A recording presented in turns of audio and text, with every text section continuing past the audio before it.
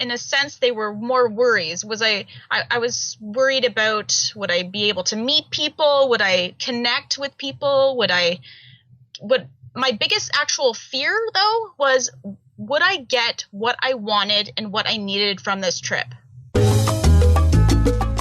Welcome to the Budget Minded Traveler Podcast, your source for the tips and tactics that will inspire and equip you to travel the world. And the best part, it won't break your bank.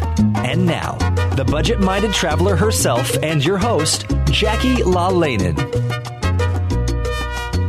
Hello, everyone. You are listening to episode 53 of the Budget Minded Traveler Podcast. Welcome. And this happens to be the last in our series of 4 interviews with long-term travelers. And today we get to talk with Miss Stephanie Mayo, who just returned from what she referred to as her epic solo adventure, which was a 3-month trip throughout Europe. And if you read the blog, you may remember seeing an article by Stephanie about solo travel, and you will be seeing more from her in the future as she is a guest writer for the blog. So I'm excited that we're getting to know her a bit more today. And she actually has her own travel blog as well. It's called The World as I See It.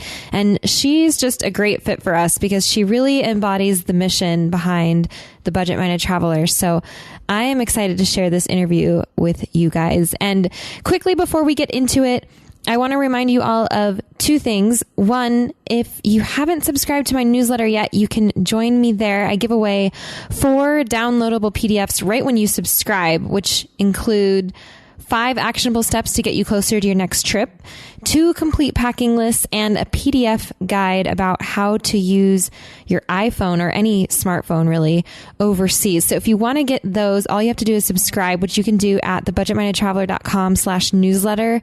And I send updates once a month about what's happening around the Budget Minded Traveler, the podcast, where I am in my travels, which is really about to pick up as I'm preparing for my own long-term trip that I'm leaving for in just a couple weeks, which is crazy. So find me there if you want to stay in communication with me about my travels around the world. And the other thing is, if you haven't joined the BMT community group on Facebook yet, you are hereby invited to become a member. It is a thriving group of travelers and aspiring travelers sharing advice every day about destinations all across the world and travel gear and other fun things. And it's literally you guys, so you can connect with each other and me there as well. And you can find that at thebudgetmindedtraveler.com/community. That will redirect you there, or head on over to the Facebook page at facebook.com/thebudgetmindedtraveler. And there's an invite there as well. Okay, enough housekeeping. Let's get to the goods. Here we go with Stephanie.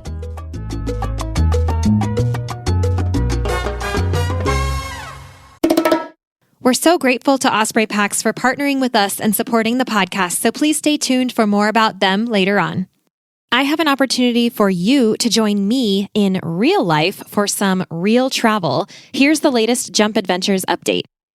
We are going to Greece for a bike and boat island hopping adventure this May 9th to 16th, 2025, and we still have space left. Check out jumpadventures.com to learn more and book now. We're going to have a yacht all to ourselves with ensuite cabins on board, so you get to sleep in the same bed every night as we start in Athens and make our way west toward the island of Corfu. You'll have your own bike for the week, e-bike if you want one, for cycling the islands as we go, in between meals crafted by our private chef on board, and all the relaxing you want to do on the top deck under the Mediterranean sun. These bike and boat adventures are our most carefree and relaxed trips. All you have to do is say yes and show up, and there's still space. Head over to jumpadventures.com to grab your spot now, and we'll see you there. All right, Stephanie Mayo, how are you today? I'm great. How are you? I am good. Thank you for asking. And where in the world are you today? Well, right now I'm just about an hour north of Toronto in Barrie, Ontario. And this is where you're from, right? Yes. Well, I was born in Toronto, but for 25 years I've lived here. Okay. Right. So this is your home, and you have just returned from 3 months overseas on your own. When did you come back? About a week and a half ago. A week and yeah. So you're fresh. You're fresh off, fresh off your travels.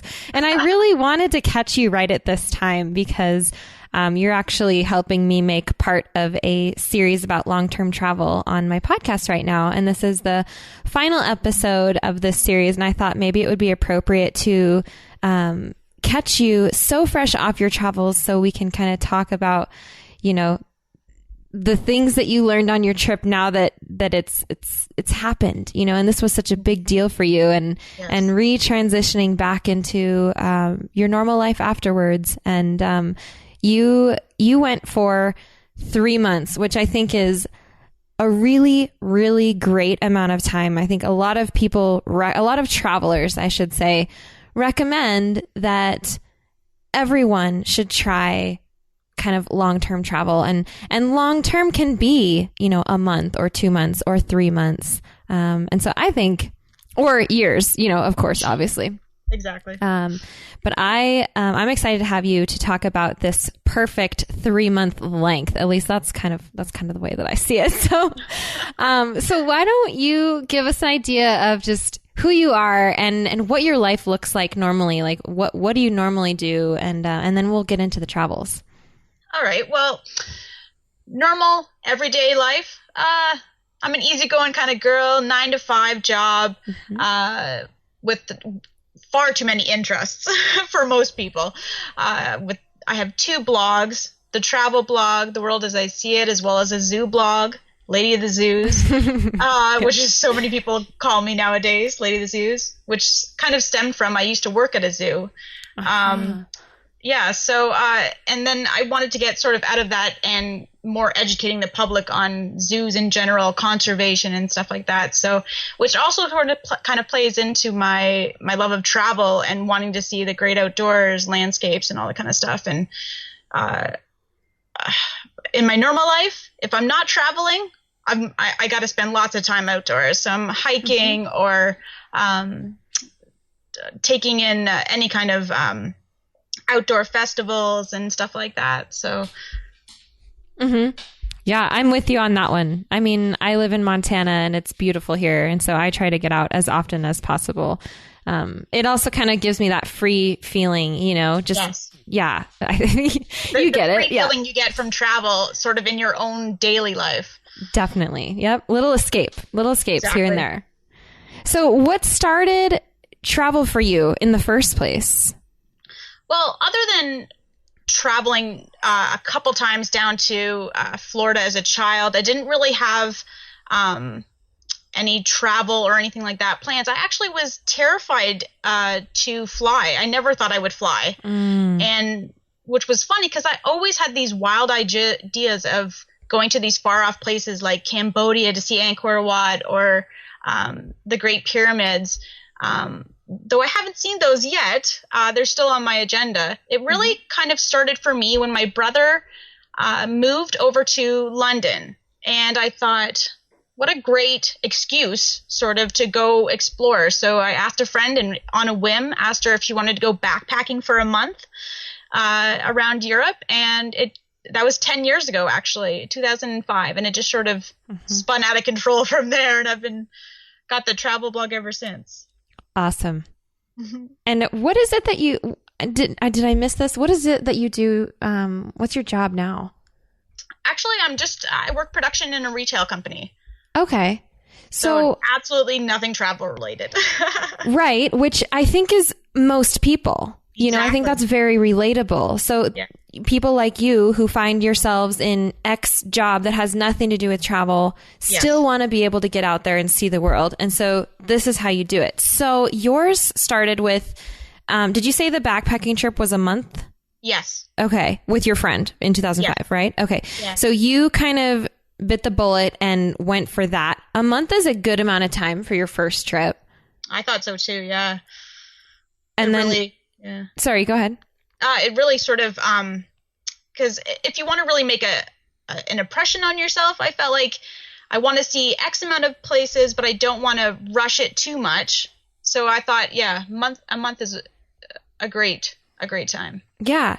And were you working a 9 to 5 at that time too? Yes. So did you quit it or did you just take that? I actually had 3 weeks vacation. Okay. So it worked out. Okay. I just took it all at once. Right. Good for you. And then I was going to ask you the same thing about this one, because you have this current 9 to 5. Did you do obviously you're not going to have 3 months of vacation saved up, right? So what did you do? So I actually asked about a year ago, made sure that it was far in advance. And my job is, and my bosses are really good with me, knowing that I have a passion for travel. So they sort of kind of maybe a little bit more lenient on me and helpful with me when it comes to taking time off. So I told them about a year ago that I would like to take 3 months off. I have 3 weeks vacation. So I would be taking the 3 weeks vacation and then 2 months leave of absence. Okay. And the way it worked out, I was able to do it. I know that's not always pliable for a lot of people in sort of a 9 to 5 job, but the way my job works, it worked out for me. That's great. And that's one of the things we talk about on this podcast here and there is going ahead and asking for that leave of absence, because exactly, you never know what they might say. They might say yes. Yeah. What's the worst they can say is no. Yeah. So you then had to probably do a little bit of extra saving, knowing that you were going to have 2 months of unpaid leave, correct? Yes. So what did that look like for you? Did you have to make any sacrifices? A lot. Mm-hmm. Over the last year, I made, after my last trip, I made a lot of sacrifices. It was a lot of spending time at home, still getting out into the outdoors, which was sort of my escape, but in a cheap way of hiking and stuff like that. If I wanted coffee, I would make it at home. I wouldn't be getting that double first thing in the morning on the way into work. I would, if friends wanted to go out to dinner, I would say, let's eat in. Mm-hmm. So it really goes to show you that, I have a 9 to 5 job. I don't make a lot of money, but if you want to make travel a priority and you want to save up for it, it's possible. It's truly possible. It literally is about making it a priority and then making your sacrifices. What are you willing to sacrifice? Are you willing to sacrifice all those clothes and those shoes and going out for dinner all the time? I was totally willing to sacrifice that. Yes. I love it. I just let you talk right there, because that's what I preach, girl. Yeah. That's it, though. That's the key. Everything really falls into one word, and that's priorities. Yeah. Yes. Amazing. Awesome. Good for you. You did it. Yeah. And I know you were looking forward to this for a long time, because you were talking about it on social media, this epic, you called it your epic solo adventure, right? Yes. Yeah. Because you were going alone, which is another thing that interests me. Especially because you had fears about traveling before. Did it scare you to think that you were going to go alone? It did, in a sense of, I'd done a couple solo travels within the last year and a half, but this was going to be my first solo trip in foreign countries. Okay. So with language barrier, it was definitely something was on my mind. Right. Which makes sense. And in fact, actually, I wanted to bring this up. You guys may have heard of Stephanie before, if you read the blog, because you have graced my blog, the Budget Minded Traveler blog. And the first article that you did was called Fear Not, for the Love of Solo Travel, which I am going to link to on the show notes page from here. But I loved that, because that's what you touched on, basically what you just said right there, that you started, you actually had a few trips within the States too, right? Yes. So Canada, US, going solo, kind of easing your way into it and finding that you were comfortable there. Exactly. Mm-hmm. And that's what I felt, was that I never thought I would travel solo, actually. I loved traveling with my friends. I thought it was liberating. I thought it was fun. We got to share in our travels and our memories. And I thought, would it be boring alone? Would I be able to enjoy myself? Mm-hmm. I am a sort of personal person at a like to have my alone time at home and do my thing alone. But I thought travel, would I be okay with solo travel? And so I thought, what better way to start that than just a simple week. And I went to Charlotte for a week down in North Carolina. I thought a week is a good starter to try to ease into solo travel. Was it going to be something for me? Was I going to like it? And I instantly fell in love. It just sort of opens your eyes to a whole new way of living, sort of thing. I'm really excited to hear that. It's really encouraging because I am about to embark on my own kind of solo adventure. And it's funny because when we travel, I mean, it's hard to even say that, it's going to be traveling solo because you know how many people you meet on the road. Yes. And if you want to, at any given time, you don't really need to be alone. I mean, you can put yourself out there and make a friend if you need to in that moment, you know? I mean, except for probably rare occasions, but most of the time there are other travelers around, there are locals, there are people, and the language barrier can be an issue. But sometimes it can be exciting. Yes, definitely. Do you speak any other languages? I speak a little bit of Italian. Okay. Learned a little bit of French as a child, so have a little bit of that, but I'm not really fluent in anything other than English. Okay, but you make it work, right? But still, you learn what you can, a little bit here and there, and you make do. And usually, I've never gone anywhere where people weren't welcoming and helpful. Yeah, knowing that you don't know the language. People are so hospitable.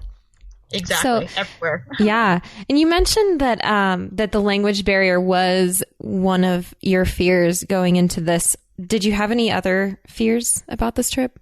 I did, and I don't know if I'd call them fears. I guess in a sense, they were more worries. I was worried about, would I be able to meet people? Would I connect with people? My biggest actual fear, though, was, would I get what I wanted and what I needed from this trip? What was that? To really discover who I am, what I wanted, and who I wanted to be. And I really found that this trip helped me to create a whole new me with keeping the same great parts that I've always been. And realizing that every day is a new day. And whether you're at home or you're abroad, every day is a new day. And life is too short to worry about the small things and just live it to the max, whether you're working or whether you're traveling. So it really, really drove that home for me. Absolutely. We'll come right back to that. Let's take a moment now to thank our wonderful show sponsors. Osprey is the market leader in technical outdoor, travel, and everyday packs. And I've personally used Osprey packs since 2015. My favorites are the Fairview Trek 50 for multi-day hikes, the Cirrus 24 for day hikes, the Transporter Rolling Duffel 60, which is my trusty check luggage for faraway adventures, and of course, the countless packing cubes I use to organize everything that goes in them. We are proud to support each other on the podcast and beyond. We love getting outside, and we want to see more people outdoors. So find out more and join us at osprey.com. And what else? I mean, okay, this is kind of a golden nugget here. I love that you discovered so much about yourself on this trip, because that point right there, especially the question that I asked you going into this, what were your fears? A lot of people have fears around travel. Especially because, I mean, not only are you going to a new land, I mean, it's outside of most people's comfort zone. So that's just an obvious thing. Yes, it's okay. It's normal to have fears, right? Yes. But how great was the reward? Oh, astounding. Yeah. Absolutely astounding. It really shows you when you push yourself out of your comfort zone, like you said, it really shows you can do anything. It proves to yourself that you can do anything you put your mind to. Anything. I love it. It's so true. And I think most people just don't take that leap.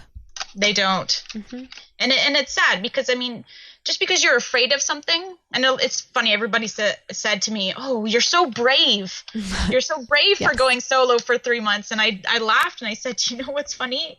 I don't really consider myself brave, but I see what you're saying. But to me, it's not that I'm fearless. It's not that I don't have worries or doubts or anything like that. It's about living in the face of fear and not letting it stop you. Because in anything you do in life, whether it's travel or whatever your dream is, I just feel like you can't let fear stop you from making any kind of leap, any kind of choices." Yep. And one of my favorite quotes is that life starts at the edge of your comfort zone. Yes. And I think that that's true too. It so does. Because that's where you're in that sweet spot where you have no choice but to make decisions and surprise yourself and become resourceful and learn and grow and meet people and learn new words and see new places and all these things that come with doing that via travel. Yes. I totally agree. Totally agree. Right at the edge of your comfort zone, like you said, it's liberating. It's scary, but it's so rewarding. It's like you're almost free as a bird, like just able to fly, let your wings go and just live. Yeah. So I think it's probably safe to say that you conquered that fear of not being sure if you were going to get what you wanted out of your trip.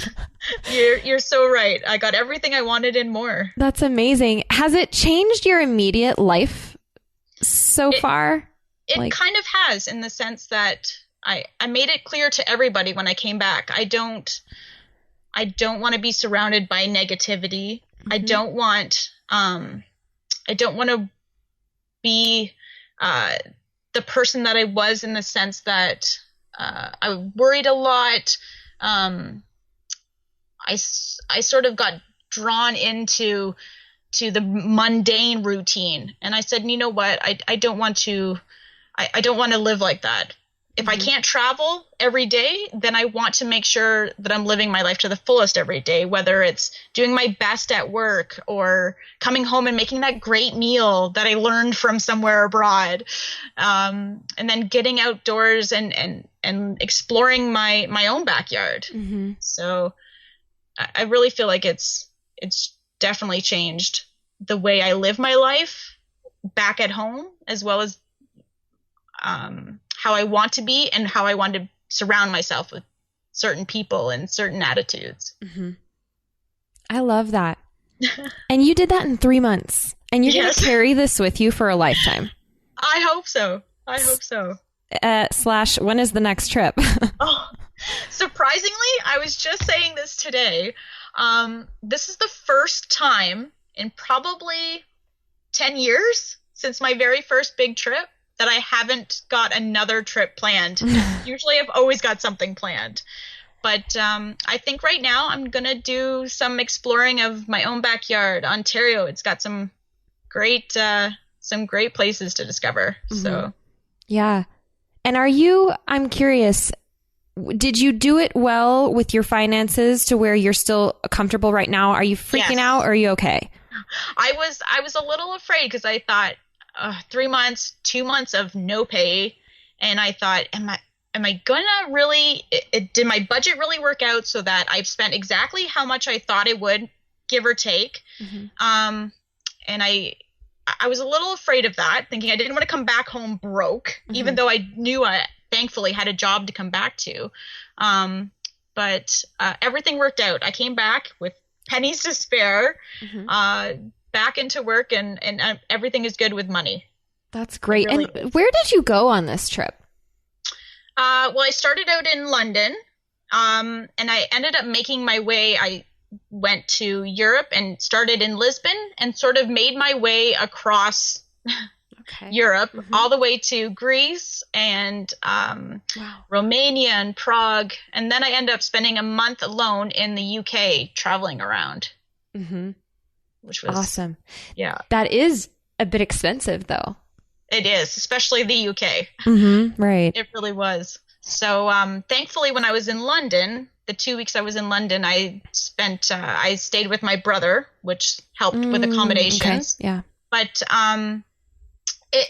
it's really about deciding on what you want to spend your money on traveling. I'm not a big foodie, to be honest, so I'm fine with maybe grabbing something from the local supermarket, but some of their hot food. So for dinner, makes it super easy. I mean, for £5, I can have an entire meal from the supermarket and eat it back at the hotel. Mm-hmm. And I usually try and get places to stay that have breakfast included, which is always so much easier on the budget. So yes, definitely. That's one of those number one travel tips for traveling on a budget is get those places that include breakfast, because that'll save you that could save you easily $10 in a lot of places. So yeah. And also free tours. There's so many free tours out there. Mm-hmm. Walking tours and yep. I love that. Did you ever stumble across Sandeman's New Europe? Yes. I love their stuff. I've done a few of their tours. Yes. Yes. They're their fantastic. walking tour of East Berlin, I think I've even mentioned this on this podcast before, is so good. I've done it a few times, I think. Yeah. I love it. Yeah. But I've done Prague with them too. Did you do Prague? I didn't get a chance to do Prague. Okay. No. Yeah. But that's good stuff. I'll put a link to that. Free walking tours is good stuff. It really is. What other kind of free tours were you able to do? Well, mostly free walking tours, like not even just the Sandmans, but a lot of cities have their own free walking tours with local guides, which I find is great, because I know a lot of the Sandman ones, the guys and girls are usually a lot of times I find tourists themselves that have stumbled upon there, fall in love with the place, and are now giving tours. But the local tours, they'll give you the little sort of ins and outs and little details that maybe somebody who has only been there 10 years doesn't even know. Mm-hmm. Right, of course. Mm-hmm. Yeah, we actually did that with in where were we? Skopje in Macedonia. There was just a guy who started doing the tours because he loved it so much. Yes. And those are always the greatest. Yeah. And it was only him. And so, like if he would do it rain or shine. In fact, it was raining the day that we went. But he is the one-man show. That's it. He doesn't have a company or anything. He just does them because he loves them. And I don't even know how we found him. It was like we found him online somehow, but I don't even know if he had a website. It was maybe just a review. Something like that. But that's a good point. Free tours are a great way to make your pennies stretch. Exactly. And how much did you budget for this trip? To be honest, I budgeted about 10 grand. Okay. And that being said, it's because, if I was going to be backpacking, I could have done it in far less. Okay. But my 20s are over. I'm in my 30s, and backpacking is so not for me. I wanted a little bit of budget, but luxury. Right. So, I wanted to make sure I had private bathrooms. I was staying in comfortable hotels and stuff like that. So. Okay. And did you get close to hitting that, or did you exhaust it? No, it was, I was just shy of my budget. Awesome. Yes. And you were comfortable. Did you have to sacrifice much? No. Okay, good. Really. See, it can be done. Still it can be lots done. of souvenirs, still took the odd taxi. Mm-hmm. So that's pretty good though, because the way that I have kind of budgeted Europe, and to be honest, I never actually sit down and write down a budget. Like, I know, I hope that doesn't sound like strange coming from me, but that's just not the kind of thing that I do. I don't sit down and write it, but I kind of observe as I go, and I end up averaging out just in my head kind of what things cost. And I have found that over the years, traveling in Europe on shorter trips, like when you're constantly traveling, going from place to place, and I really like fast travel. So that does include a lot of transportation, different hotels, hostels, whatever it is, including some couch surfing here and there, whatever it is. It usually averages out to be about $500 a week, I would say, per person. Yes. Per person. And that's in Europe, which is more expensive than, traveling in other places in the world. But what is that? $2,000 a month. Mm-hmm. And that's being cheap. That's on the cheap side. Mm-hmm. And so what you have just said is like, I think that's perfectly, exponentially just more than, it's like an upgrade from backpacker to the next one. And it's like, exactly. I really think that's an ideal amount. Mm-hmm. That's a good budget. Mm-hmm. Like realistic, I guess I should say. Exactly. Because a lot of people, I mean, in your 20s, it's nice to get into those hostels and stuff like that. And there's such great resources to meet people and stuff like that and to save your pennies. But sometimes when you're traveling solo and when you're in your 30s, you want a little bit of luxury, mm-hmm. but on a budget. Mm-hmm. And to sort of weed that out, I wanted to make sure that I was not spending ridiculous amount of money, but I wanted to be comfortable. I still wanted to make sure that I had money for souvenirs. I had money to go to all the attractions that I wanted to see, mm-hmm. And take various other tours and stuff like that. And I think what really sort of made the bulk of the money was in the UK, mm-hmm. which was probably, even though it was only a month out of the 2 months I was gone, it probably was a third, 2/3 of my budget. Wow. Mm-hmm. Portugal. Did you find Portugal was cheap? It was surprisingly cheap.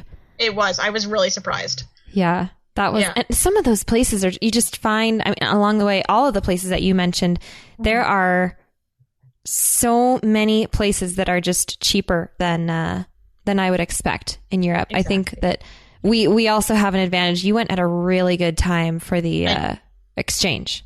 I did.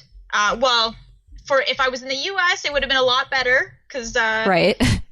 The Canadian dollar isn't as good as the US dollar, but it was. And I always made sure to keep an eye on the exchange rate because if I was going to be taking out money, I wanted to make sure that it wasn't going too high, or if it looked like it was going to be going high, I mm-hmm. made sure to take out money before it did. Like smart. my last time I took out cash in the UK, I was watching it for about 2 weeks, and I was noticing the Canadian dollar wasn't doing well, and I knew that I needed to take out X amount of cash before the end of my trip. I still had about 3 weeks left in the UK, and I said, you know what, I'm going to take it all out now, and thankfully I did because the pound rose and my Canadian dollar kind of fell, so it got really ugly for a while there, but thankfully keeping an eye on the exchange rate really helped too.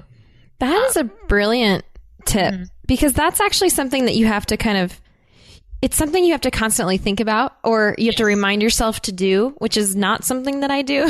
I just take out money whenever I need to, but watching the currency rates. I have the app on my phone and it makes it super easy. Which app do you use? The XE, I think it's called, xe.com. XE currency, yeah. That's the one I use too, but I don't use it to watch. I just use it to do math because I don't do math. But that's a brilliant tip. I'm going to keep that one. Okay. So I guess was there anything else specifically about budget that you want to share? Because that was good. The free tips, watching the currency. Or the free tips, the free tours.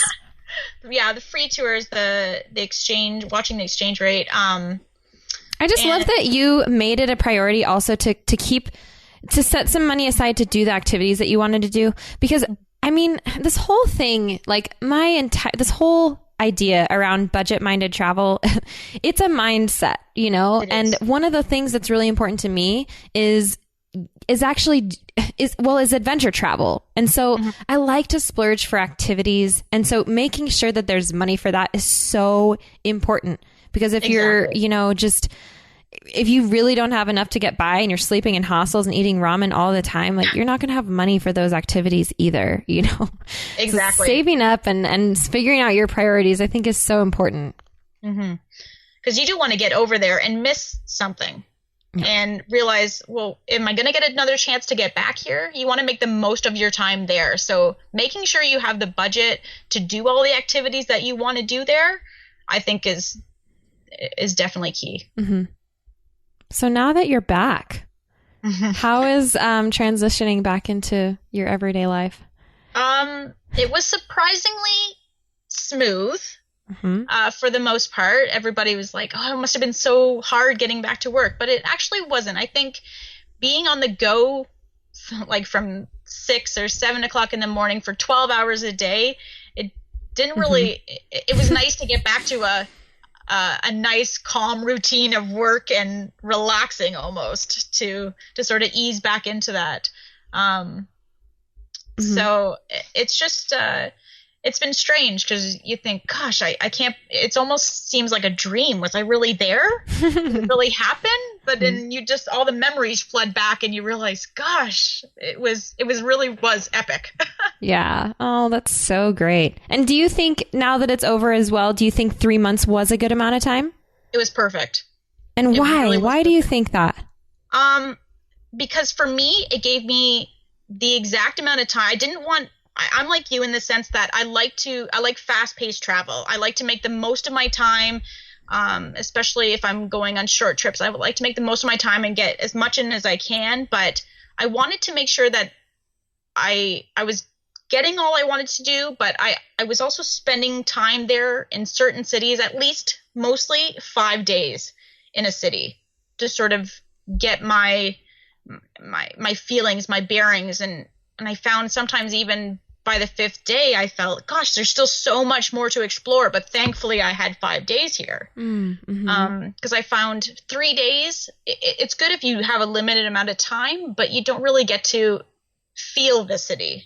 You don't really get to sort of find that cafe or that shop around the corner that you can sort of call home for those few days, sort of thing.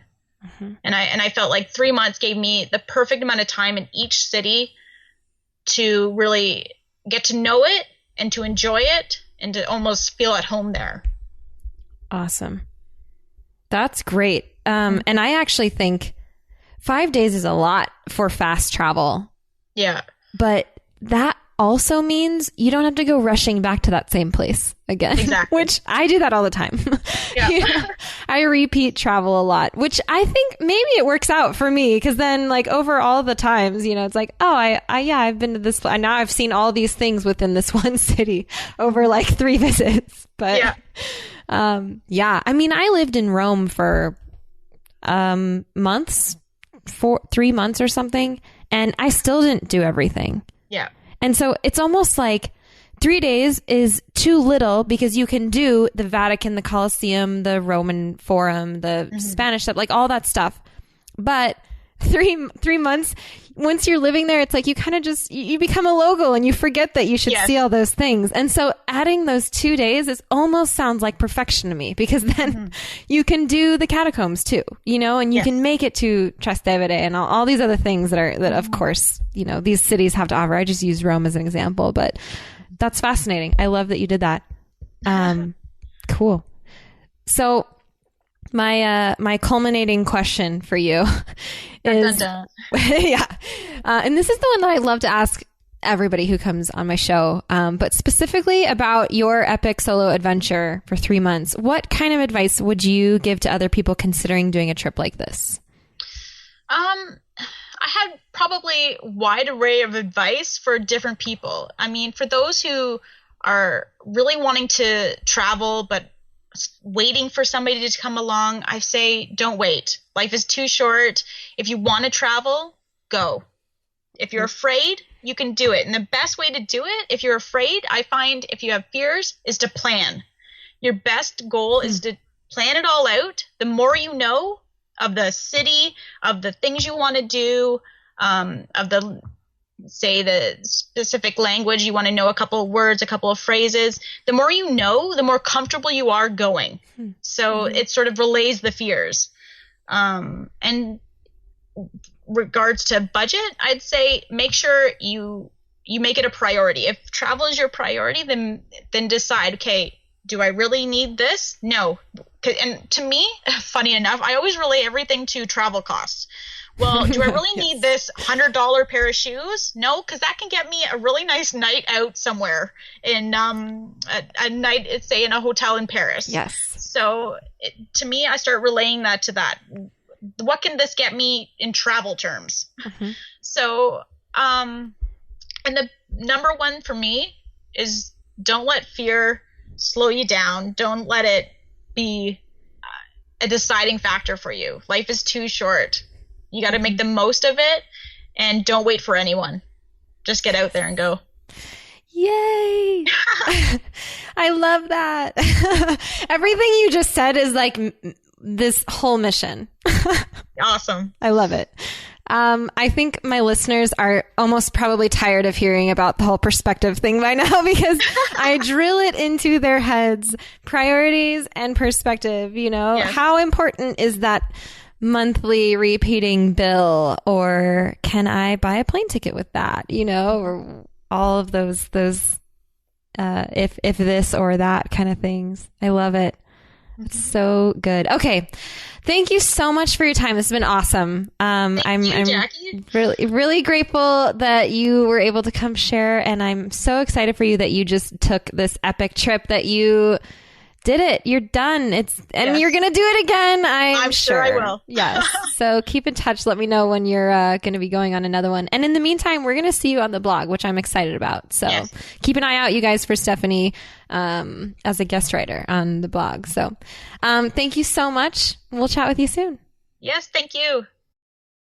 Awesome. I hope you guys enjoyed that interview as much as I did. And don't forget what Stephanie said about fear.